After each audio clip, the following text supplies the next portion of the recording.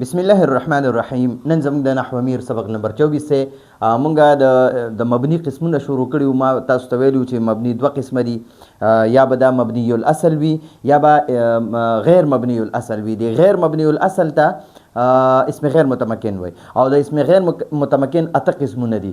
اولنی قسم پکې ضمایر مونږ شروع کړي دي، مضمرات هم ورته وایي او ضمایر هم ورته وایي. مونږ ورته ضمیرونه وایو. د اسم په ځای چې یو بل لفظ استعمالیږي نو هغه ته مونږ اسم ضمیر وایو. دا هم اسم وي خو د سره به مونږ د ضمیر لفظ استعمالو. یو اسم ظاهر وي، ښکاره نوم وي، لکه زه د زید نوم اخلم، د بکر نوم اخلم، د محمود نوم اخلم، دا اسم ظاهر دی.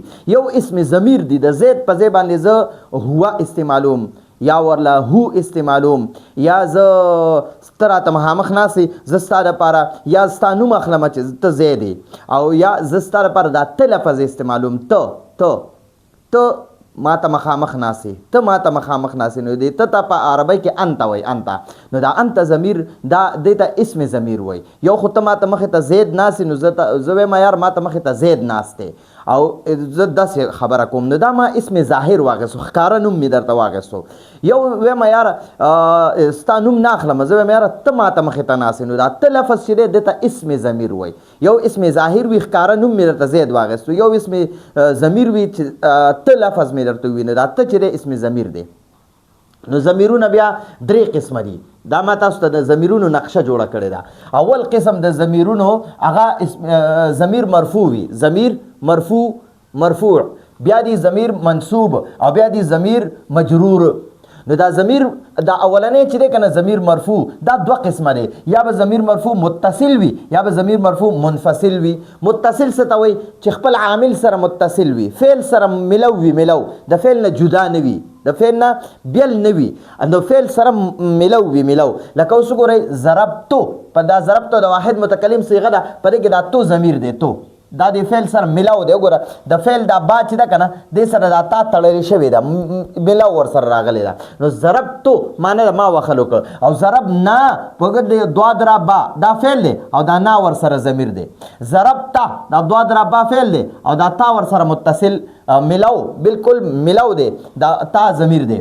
او ضرب دا دوه درا با دا فعل دی او دا تما ورسره ضمیر دی. ضرب دا فعل دی او دا تم ورسره ضمیر مرفوع متصل دی، ضمیر مرفوع متصل دی. دا ضرب فعل دی او دا تی ورسره ضمیر مرفوع متصل دی.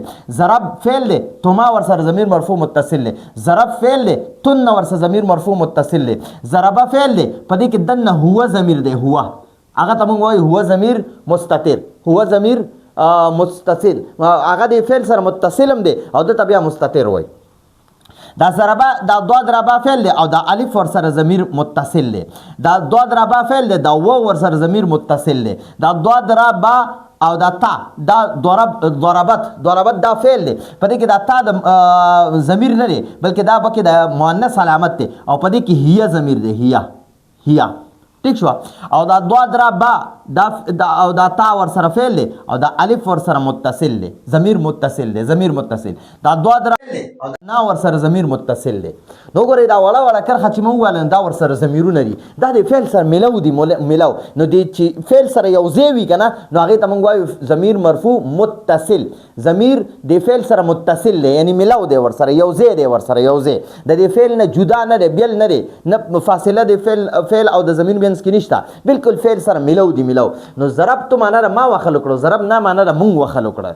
دا ضربتو د واحد متکلم صیغه ده، ضرب نه د تثنیه او جمع متکلم صیغه ده. ضربته معنی ده تا وخل وکړه، ضربتو ما تاسو دواړو وخل وکړه. نو دا ضربته دا تا چې دی دا تا وخل وکړه، نو دا تا پکې ضمیر دی او دا وخل چې دی دا فعل دی. ضربتو ما تاسو دواړو وخل وکړه، ضربتم تاسو ټولو وخل وکړه، ضربتې تا یوې ښځې وخل وکړه، ضربتو ما تاسو دواړو ښځو وخل وکړه، ضربتن تاسو ټولو ښځو وخل وکړه، ضربه هغه یو سړي وخل وکړه، او ضربه هغه دواړو سړو وخل وکړه، ضربو هغه ټولو سړو وخل وکړه، ضربت هغه یوې ښځې وخل وکړه، ضربتا هغه دواړو ښځو وخل وکړه، ضربنه هغه ټولو ښځو وخل وکړه. نو دې ته وایي ضمیر مرفوع متصل. نو دا ضمیر ضمیر مرفوع خو د فعل سره متصل دی، ملو دی، یو ځای دی ورسره، فعل سره یو ځای دی. اوس دا ضمیر مرفوع متصل بیا دوه قسمه دی، یا به دا بارز وي یا به مستتر وي. بارز څه ته وایي؟ چې په فعل سره چې کوم ضمیر متصل وي ملو وي ورسره که نه هغه موږ ته ښکاري. نو چې کوم ته ښکاري نو موږ وایو یاره دا بارز دی، ضمیر بارز دی، ضمیر بارز دی. موږ په آسان به ووایو ضمیر بهر دی، بهر نه دی. بار ته موږ وایو یاره شارټکټ ورته وایو یاره دا ضمیر د فعل نه بار دی، د فعل سره ملاو دی خو د فعل نه بار دی، موږ ته د فعل نه بار ښکاري، د فعل نه بار موږ ته دا ضمیر ښکاري. نو ګورئ په ضربا کې دا الف موږ ته ښکاري، ګورئ دا الف ورسره ښکاري، دته ضمیر بارز وایي. دا ضمیر مرفوع متصل او بیا دا بارز دی، فعل سره متصل هم دی بارز دی.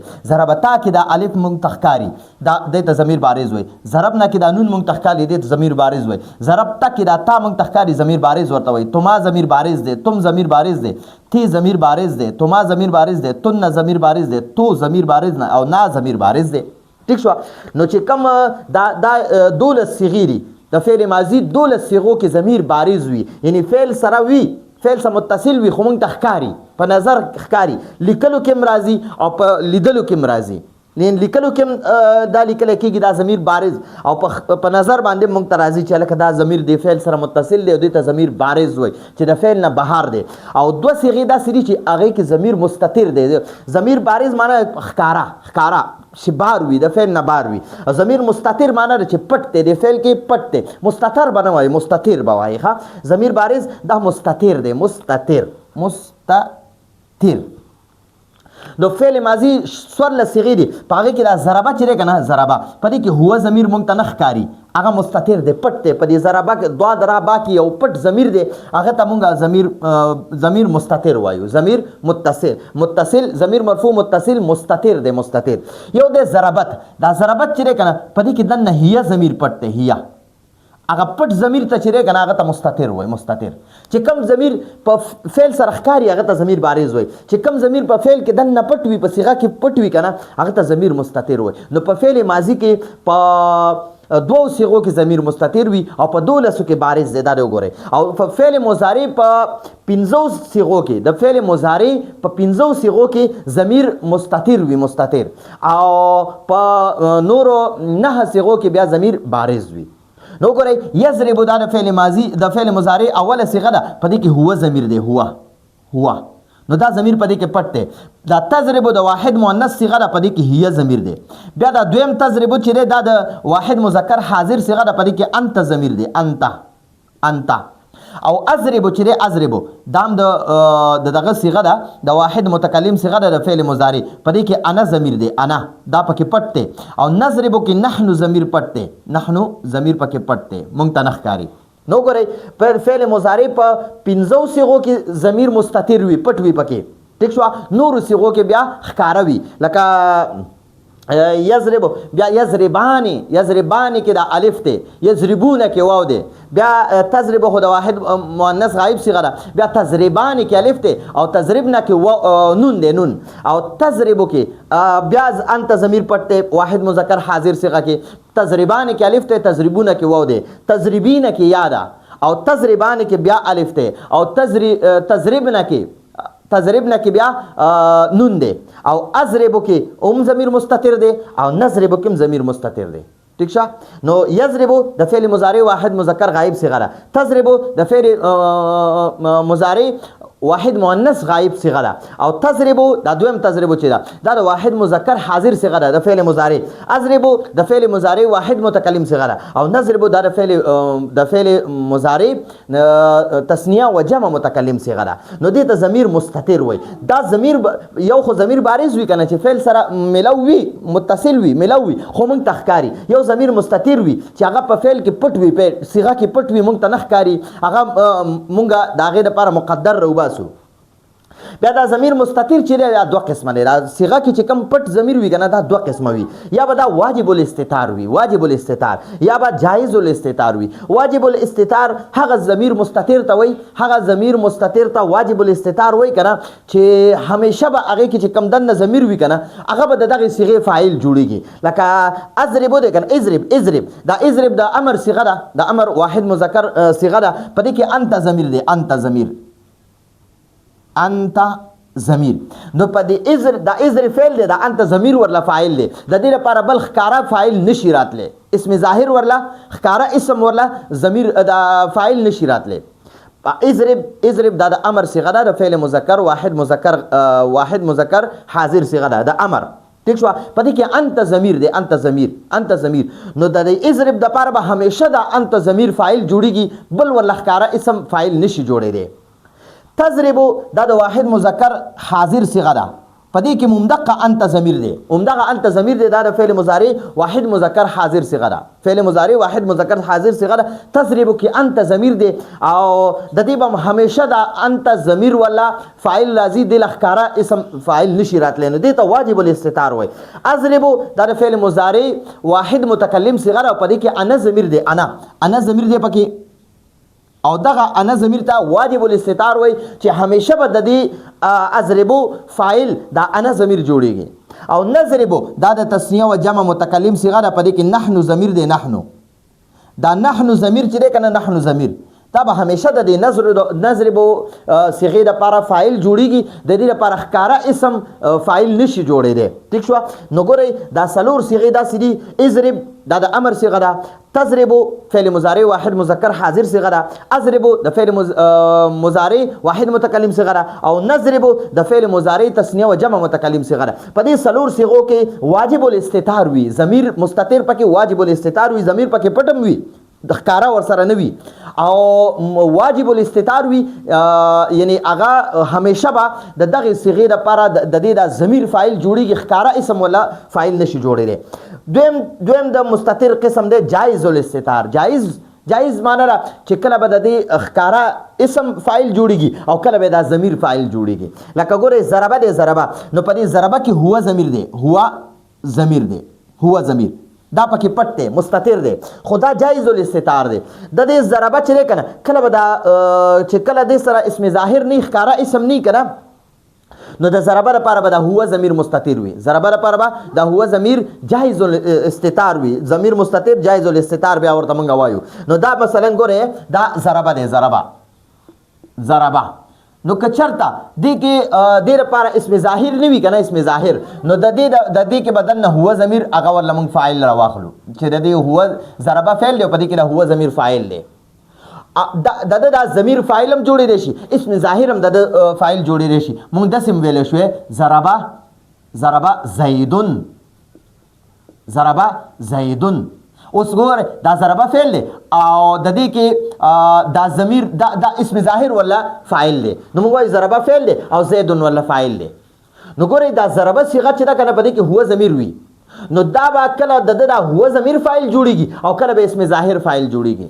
چې کله د دې ضربه مخې ته ښکارا اسم مرفوع نه وي کنه، حالت رفع والا، نو بیا به په دې کې مونږ هو ضمیر راوباسو. که چېرته د ضربه نه وروسته یو اسم وي، ښکارا اسم وي، لکه اوس د زید اسم دی او د ده باندې رفع وي، رفع پې وي، نو بیا به د دې ضربه دپاره هو ضمیر مونږ نه راوباسو، بلکې د دې فاعل به بیا همیشه هم دا اسم ظاهر وي. نو جایز الاستتار هغه صيغې ته وایي، هغه ضمیر ته وایي چې کله به د دغې صيغې دپاره دغه ضمیر فاعل جوړیږي او کله به ورله ښکارا اسم فاعل جوړیږي. او جایز واجب الاستتار چې همیشه به د دغې صيغې دپاره همدغه ضمیر فاعل جوړیږي، ښکارا اسم ولا فاعل نشي جوړېدی. نو ګورئ جایز الاستتار چې دي که نه، هغه درې قسمه څیزونه دي. یو د فعل ماضي واحد مذکر غایب صيغه ده، ضربه، ټیک شوه، او یو څلورمه صيغه ده ضربت. لکه ګورئ ضربت چې ده که نه، ضربت دا ګورئ دا ضربت نو دې کې به کله کله مونږ هیا ضمیر ورله راوباسو، هیا ابه د دې فاعل وي، او که چېرته د دې ضربت نه وروسته یو د ښځې نوم وي که نه، نو بیا به مونږ هغه د ښځې او حالت رفعي کې وي، د ښځې نوم حالت رفعي کې وي، نو بیا به مونږ هغه د ښځې نوم د دې لپاره فاعل جوړو. نو د دې ضربت دپاره کله هیا ضمیر فاعل جوړیږي چې کله اسم ظاهر ورته مخې ته نه وي حالت رفعي کې، او کله به ورله ګورئ داسې به راوباسو ضربت خدیجتو،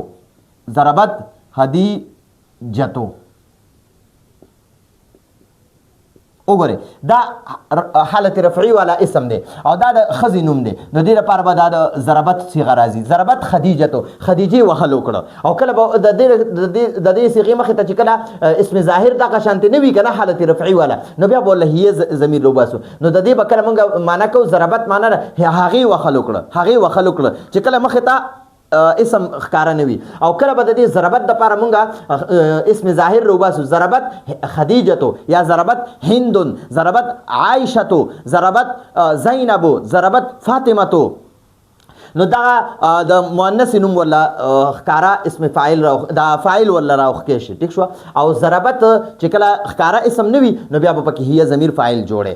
نو ګورئ یو خو ضربه دی په دې کې به هو ضمیر کله به هو ضمیر فاعل جوړیږي، کله به اسم ظاهر فاعل جوړیږي. او ضربت دی په دې کې به کله هي ضمیر فاعل جوړیږي او کله به اسم ظاهر فاعل جوړیږي. او اسماء صفات دي. اسماء صفات 5 قسمه اسمونه دي. یو اسم فاعل دی لکه ضاربون، ضاربون.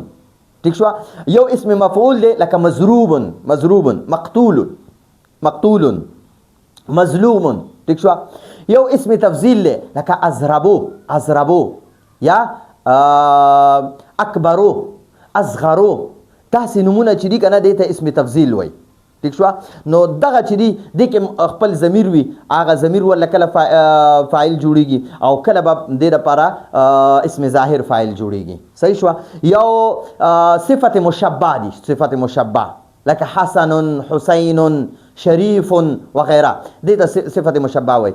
یو د مبالغې صیغې دي، صیغه مبالغه ورته وایي لکه الرحمن، الرحیم وغیره. نو دا د مبالغې صیغې دي. نو 3 قسمه څیزونو کې ضمیر جایز الاستتار وي. یو ضربه کې، یو ضربت کې، یو اسماء صفات کې. اسماء صفات دغه 5 څیزونه ته وایي: اسم فاعل، اسم مفعول، اسم تفضیل او صفت مشبه او د مبالغې صیغې. دې 5 ته اسماء صفات وایي. نو دا خو د ضمیر مرفوع متصل باسو. اوس د ضمیر مرفوع منفصل باس. منفصل معنی چې جدا وي، د فعل ور سره نه وي، د فعل نه جدا وي. لکه انا دی، انا د واحد متکلم صيغه ده. انا ضمیر دی، ضمیر صيغه نه د واحد متکلم صيغه ضمیر دی او د سره فعل نشته. انا معنی ده زه، نحن معنی ده مونږ، انت معنی ده ته، انتما تاسو دوانه، انتم تاسو ټول، انتی ته یوه ښځه، انتما تاسو دوانه، انتن تاسو ټولې، هو هغه یو سړی، هما هغه 2 سړي، هم هغه ټول سړي، هي هغه یوه ښځه، هما هغه دوانه ښځې او هن هغه ټولې ښځې. ٹھیک شو. نو دا خو ضمیر مرفوع منفصل. دا ضمیر مرفوع متصل. نو ضمیر مرفوع متصل د فعل سره ملو وي او د دې ضمیر مرفوع متصل بیا 2 قسمه وي، یا به دا بارز وي یا به مستتر وي. بارز معنی چې فعل نه ښکاره مونږ ته، فعل سره متصل وي خو ښکاري مونږ ته په نظر ښکاري، هغه ته ضمیر بارز وي. او یو ضمیر مستتر وي چې فعل سره متصل وي خو مونږ ته نه ښکاري، په صيغه کې پټ وي. نو هغه بیا 2 قسمه دي، یو واجب الاستتار دی، یو جایز الاستتار. واجب الاستتار هغه صيغه ته وایي چې په هغې کې ضمیر وي او همیشه ورله هماغه ضمیر فاعل جوړیږي، ښکاره اسم ورله فاعل نشي جوړېدی. او جایز الاستتار هغه صيغې ته وایي چې هغې کې دننه ضمیر پټ وي، ضمیر پکې پټ وي. کله کله به دغه ضمیر د دغې صيغې دپاره فاعل جوړیږي او کله به ورله ښکاره اسم فاعل جوړیږي. ما تاسو ته دلته مثالونه ولیکل. او ضمیر مرفوع منفصل چې دي: انا نحن، انا نحن، انت انتما انتم، انتی انتما انتن، هو هما هم، هي هما هن. دا ضمیر مرفوع منفصل دي. دا د حالت رفعي والا ضمیرونه دي. ښه. اوس راځو د دویم قسم د ضمیرونو. ضمیر منصوب دی. منصوب حالت نسبی والا دی. حالت نسب کی دی دا به همیشه دپاره مفعول جوړیږي، مفعول به به جوړیږي. ٹھیک شو. نو ضمیر منصوب دا به مفعول به جوړیږي. او ضمیر مرفوع چې دی کنه، ضمیر مرفوع نو دا به متصل وي کنه، نو دا به همیشه فعل سره متصل وي او دا به یا فاعل جوړیږي که فعل معروف وي کنه، نو بیا به دا ضمیرونه فاعل جوړیږي. او که فعل مجهول وي نو دا ضمیرونه به بیا نائب فاعل جوړیږي. ٹھیک شو. که هغه د فعل ماضی صیغې وي او که د فعل مضارع صیغې وي. دغه شان ضمیر مرفوع منفصل چې دي نو دی به یا مبتدا جوړیږي لکه انا مجاهد یا انا طالب، زه طالب یم. ٹھیک شو. نو دا انا مبتدا دی او دا طالبون والله خبر دی. او یا به دا خبر جوړیږي، خبر لکه المجتهدون انتم، المجتهدون نو دا مبتدا شو او انتم والله خبر شو. ټیک شو.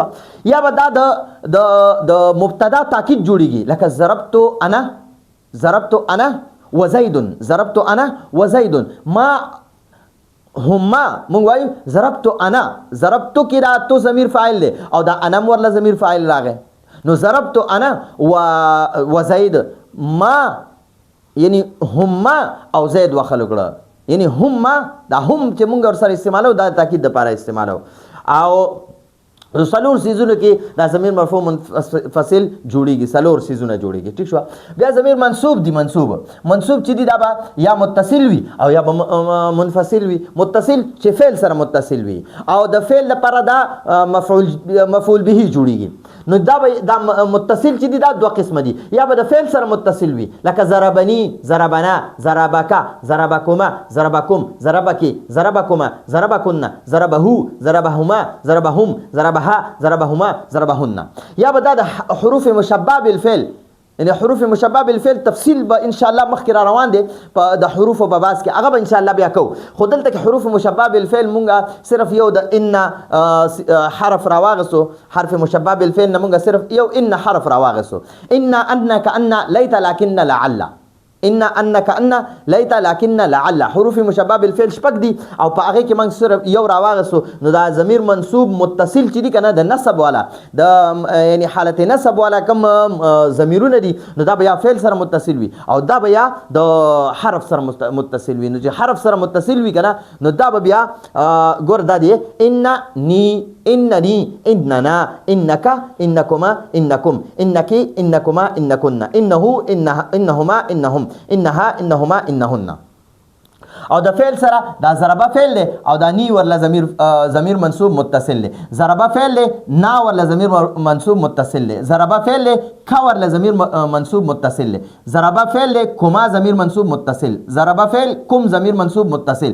ضربه فعل کی ضمیر منصوب متصل. ضربه فعل کما ضمیر منصوب متصل. ضربه فعل کن ضمیر منصوب متصل. ضربه فعل دا ها ضمیر منصوب متصل. ضربه فعل هما ضمیر منصوب متصل. ضربه فعل هم ضمیر منصوب متصل. ضربه فعل ها ضمیر منصوب متصل. ضربه فعل هما ضمیر منصوب متصل. ضربه فعل هن ضمیر منصوب متصل. نو ګورئ دا ضربه فعل له عمده یو صيغه تر د اخره پورې چلیږي او د سره نی، نا، کا، کما، کم، کی، کما، کننا، ها هما هم، ها هما هن.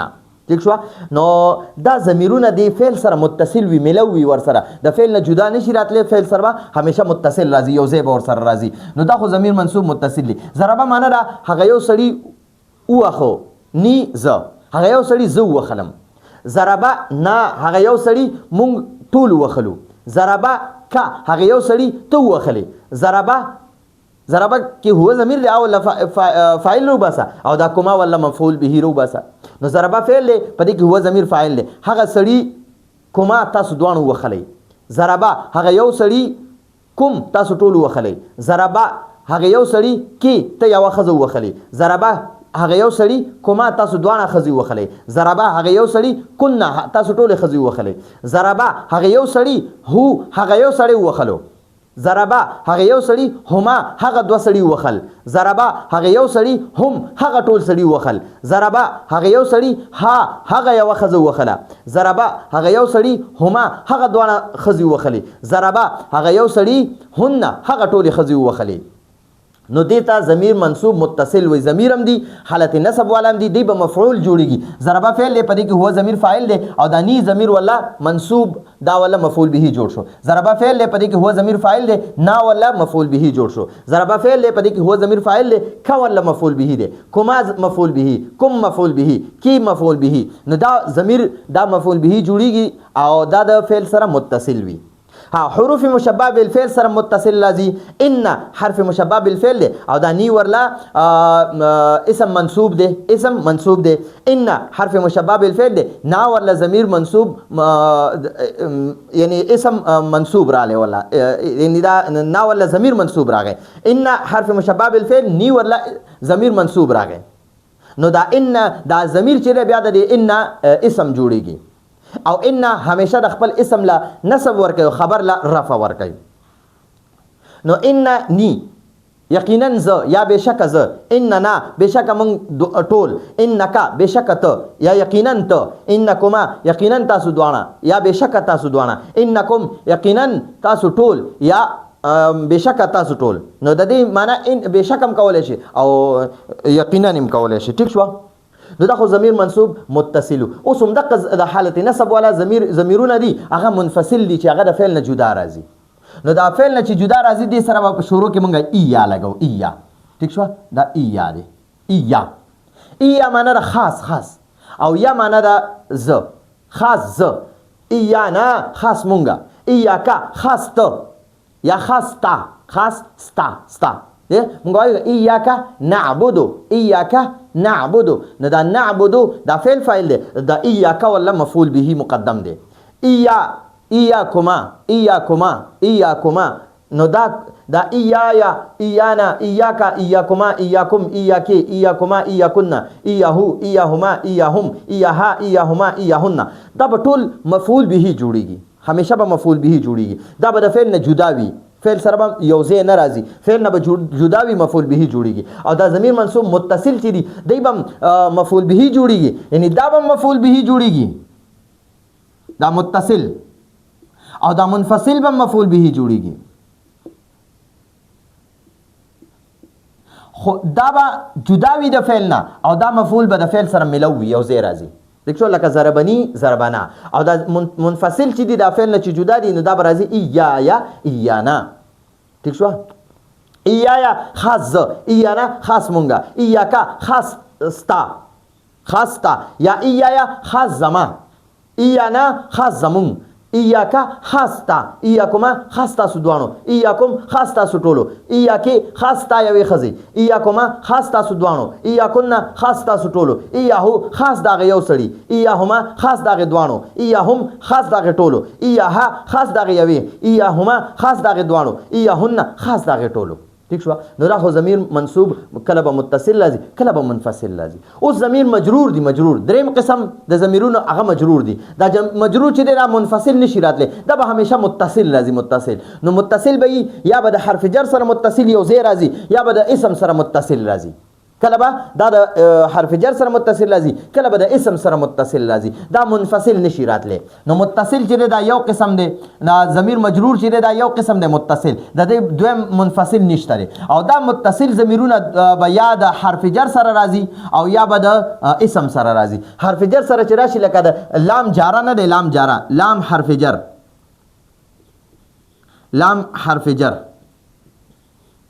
چې دې سره راځي نو دا یا ضمیر به ور سره ولګي دا یا ضمیر دا به د لام حرف جر سره ولګي نو دې سره به دا لام جاره ولګي نو دا به لی شي ٹھیک شو نو صرف دا یا نه دا یا ساکن ځان نه دی مخکې حرف جر لا زیر ور کوي نور په دې باندې زیر نه وي زبر وي ٹھیک شو لی معنی دا زما یا زما د پاره لنا دا لام حرف جر دی او دې سره دا نا ضمیر متصل دی دا لام حرف جر دی کا ضمیر متصل لام حرف جر کوما ضمیر متصل لام حرف جر کوم ضمیر مجرور متصل نو د لام ته حرف جر وای او د ضمیرونو ته ضمیر مجرور متصل وای ٹھیک شو دا لام حرف جر دی دا یا ور سره ضمیر مجرور متصل دی لام حرف جر نا ور سره ضمیر مجرور متصل لام حرف جر کا ضمیر مجرور متصل لام حرف جر کوما ضمیر مجرور متصل لام حرف جر کوم ضمیر مجرور متصل لام حرف جر کی ضمیر مجرور متصل لام حرف جر کوما ضمیر مجرور متصل لام حرف جر کن ضمیر مجرور متصل لام حرف جر ها ضمیر مجرور متصل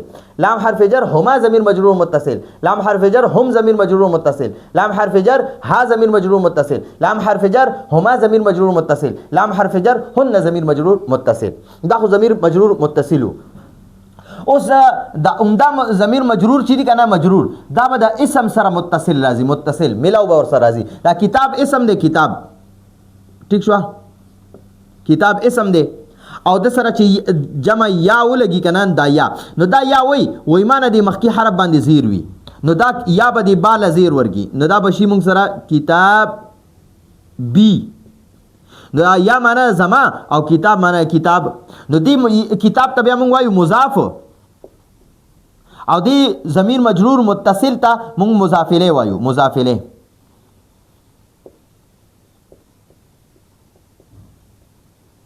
الیه نو یا مضاف او مضاف الیه ٹھیک شو نو ګوره دا کتاب مضاف ته او دا یا ضمیر مجرور متصل ولا مضاف الیه ده کتاب مضاف ته دا نا ضمیر مجرور متصل ولا مضاف الیه ده کتاب مضاف ته دا کاف ضمیر مجرور متصل مضاف الیه کتاب مضاف کوما ضمیر مجرور متصل مضاف الیه کتاب مضاف کوم ضمیر مجرور متصل مضاف الیه نو دا کتاب د ټولو ضمیرونو سره مضاف ته او دا ضمیرونه ولا مجرور متصل مضاف الیه راځي مجرور متصل مضاف الیه راځي دا کتابو کی کتابو کوما نو کتابی معنا زما کتاب کتابونه زمون کتاب کتابو کا ستا کتاب کتابو کوما ستا سودوانو کتاب کتابو کوم ستا سټولو کتاب کتابو کی ستا یوې خزه کتاب کتابو کوما ستا سودوانو کتاب کتابو کننا تا سټولو کتاب کتابو هو دا یو سړی کتاب کتابو هما دا دوانو سړو کتاب کتابو هم دا ټولو سړو کتاب کتابو ها دا یوې خزه کتاب کتابو هما دا دوانو خزو کتاب کتابو هن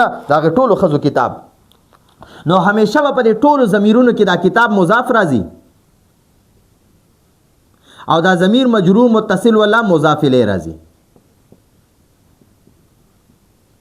ٹھیک شو مضاف او مضاف الیه بیا په جمله کې یو جز جوړیږي صحیح شو دي امید ده په دې باندې به تاسو پوه شوي او ما خو تاسو ډېر تفصیلي وي د دې به زه اوس یو تمرین تیاروم او هغه تمرین به انشاءالله تاسو بیا وګورئ چې څونه په اسانه په هغې باندې پوهېږئ څومره ښکلې په هغې کې تاسو مبني او د اسم غیر متمکن قسمونه پیژنئ تاسو پکې معرب هم پیژنئ او مبني به هم درته په هغې کې زه انشاءالله پهچان کوم نو دا ضمیرونه دي ښه ښکلې یاد کړئ د ضمیرونه درې قسمه وي یا به ضمیر مرفوع متصل وي یا به ضمیر منصوب متصل وي یا به ضمیر مجرور متصل وي کوم مرفوع متصل وي کوم ضمیر مرفوع وي نو دا به دوه قسمه وي یا به مرفوع متصل وي یا به مرفوع منفصل وي کوم منصوب وي دا به دوه قسمه وي یا به منصوب متصل وي یا به منصوب منفصل وي کوم مجرور وي نو دا به صرف یو قسم وي متصل د دې منفصل نشي راتلی ٹھیک شو دا مرفوع او منصوب چې دي که نه دا دوه قسمه جوړېږي متصل هم راځي منفصل هم راځي ٹھیک شو